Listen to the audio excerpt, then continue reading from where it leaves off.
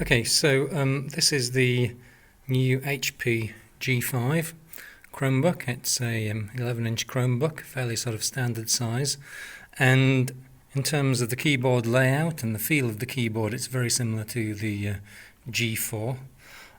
What's noticeably different is that the device is actually thinner than the G4, and the other notable thing is that it's got an IPS display compared to the G4, which didn't. And the other thing to note, of course, is that it's touchscreen as well. What I've got sitting next to it is the other thing to mention about the G5 is that this is a 4GB model as well. So 4GB touchscreen IPS display. So quite a nice package. Sitting next to it, we've got a 4GB touchscreen flip R11. These are the devices that we're deploying one-to-one, so you can do the same sorts of things. This is on our new site's launch page that loads up. I've got both of these logged in as a test student account. In terms of using them both side by side like this, the one thing I do notice immediately is that this is not a flip device, the HP 11 G5, at least not this model. When you touch it, it sort of flexes quite a bit and is a bit wobbly. Whereas if you do the same thing on the R11, it really feels quite stiff and sturdy. And of course you can put it into different modes and tablet mode and so on. So let's fire up a little benchmark, because these haven't got the same processor inside.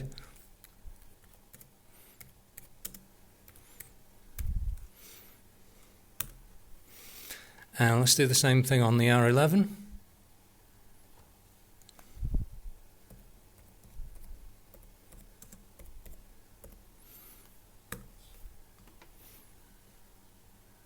So let's get to the same website on both devices and have a comparison of the performance.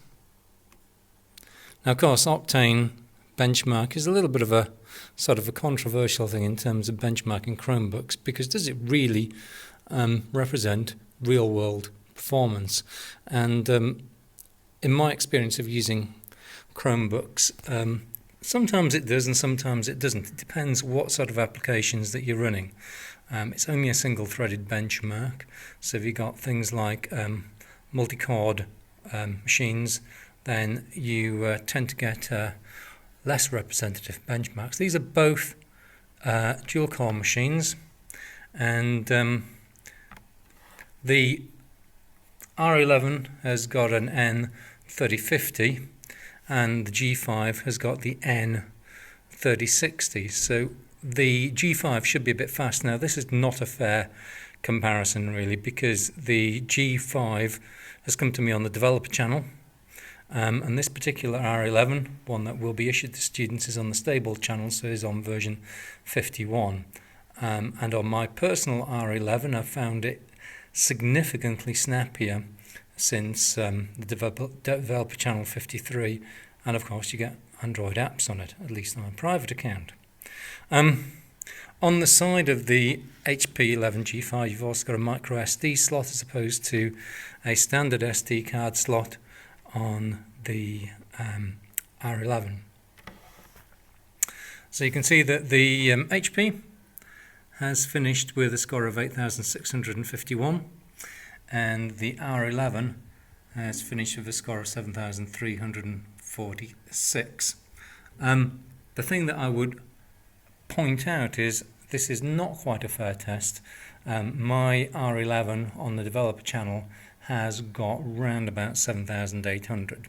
However, this has got a faster processor, similar clock speed, exactly the same clock speed, but it turbos to a higher speed of I think 2.46 gigahertz as opposed to 2.16 gigahertz, which really accounts for the difference. Otherwise, the chips are actually identical. And in terms of just browsing around, if I go to something like the BBC website, let's go to a bit of news. Both of these devices are more than adequate and scroll and zoom in perfectly well.